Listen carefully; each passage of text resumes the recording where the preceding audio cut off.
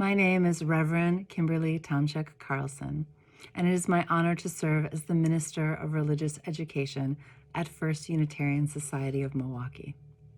The story I have for you today is called The Other Way to Listen. It's by Bird Baylor and Peter Parnell. I used to know an old man who could walk by any cornfield and hear the corn singing. "Teach me," I'd say when we passed on by. I never said a word while he was listening. "Just tell me how you learned to hear that corn." And he'd say, "It takes a lot of practice. You can't be in a hurry." And I'd say, "I have the time." He was so good at listening once he heard wildflower seeds burst open, beginning to grow underground. That's hard to do. He said he was just lucky to have been by himself up there in the canyon after a rain. He said it was the quietest place he'd ever been, and he'd stayed there long enough to understand the quiet. I said, "I bet you were surprised when you heard those seeds." But he said, "No, I wasn't surprised at all. It seemed like the most natural thing in the world." And then he just smiled, remembering. Another time, he heard a rock kind of murmur good things to a lizard. I was there. We saw the lizard sunning on the rock. Of course, we stopped. The old man said, "I wonder how that lizard feels about the rock it's sitting on, and I wonder how the rock feels about the lizard." He always liked to ask himself hard questions, ones that take a while to answer. We leaned against another rock. A long time passed, and then he said, "Did you hear that? They like each other." I said, "I didn't hear anything." He said, Sometimes everything being right kind of makes a sound." Just like now, it wasn't much more than a good feeling that I heard from that old rock. "Were you surprised to hear it?" I asked. "No, not a bit," he said. "It seemed like the most natural thing in the world." I said, "I wish I'd heard it too." And he said he thought that I might someday. Most people never hear those things at all. I said, "I wonder why." He said, "They just don't take the time you need for something that important." I said, "I'll take the time, but you have to teach me first." "I'd like to if I could," he said, "but the thing is, you have to learn it from the hills and ants and lizards and weeds and things like that. They do the teaching around here." "Just give me a clue on how to start," I said. And so he said, "Do this. Go get to know one thing as well as you can. It should be something small. Don't start with the mountain. Don't start with the whole Pacific Ocean.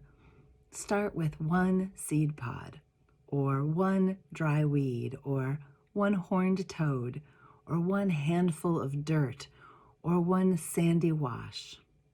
I said, "I'll take the sandy wash." And he said he started with one tree. Every morning of his life, when he was young, he climbed a cottonwood and sat there listening. He told me it was worth the time. He said that trees were very honest and they don't care much for fancy people. He said he doesn't know of anything he ever did as important as sitting in that tree. "Tell me everything you can," I said. He said, "Well, you have to respect the tree or hill or whatever it is that you're with. And don't be ashamed to learn things from bugs or sand or anything." And I said, "I won't." He thought of one more thing. "It's good to walk with people, but sometimes go alone. That way," he said, "you can always stop and listen at the right time." "I'll remember everything," I said, and I did. But nothing worked. I thought there must be something wrong with me because I only heard the wind and the quail and the coyotes and the doves and things that anyone could hear. I almost gave up trying. Of course, I still went walking in my hills. In fact, I used to sing to them a lot. I thought since they wouldn't sing to me, I'd just sing to them instead. The day I'm telling you about now, I was singing. The whole song was this: hello hills, hello hills, hello hills. That was after I'd been away 5 days, and I'd missed those hills. 5 days. I went out earlier than usual. You know how everything looks new at sunrise? Well, all those hills were looking new. And I was just walking where I always walk, but that morning I kept thinking to myself, here I am. And whatever way I happened to go was always right. I climbed the rocky side, not the path. The rocky side is steeper, but I like it best. And anyway, that's where I found my 3 hawk feathers. I stood up at the top where I always stand, looking down. Hello, hills, hello, hills, hello, hills. All I know is suddenly I wasn't the only one singing. The hills were singing too. I stopped. I didn't move for maybe an hour. I never listened so hard in my life. Of course, their kind of singing isn't loud. It isn't any sound you can explain. It isn't made with words. You couldn't write it down. All I can say is that it came straight up from those dark, shiny lava rocks, humming. It moved around like wind. It seemed to be the oldest sound in the world. All I can say is I was standing in the middle of that sound at 7 o'clock in the morning, just thinking, here I am, and thinking, listen, and not even being surprised.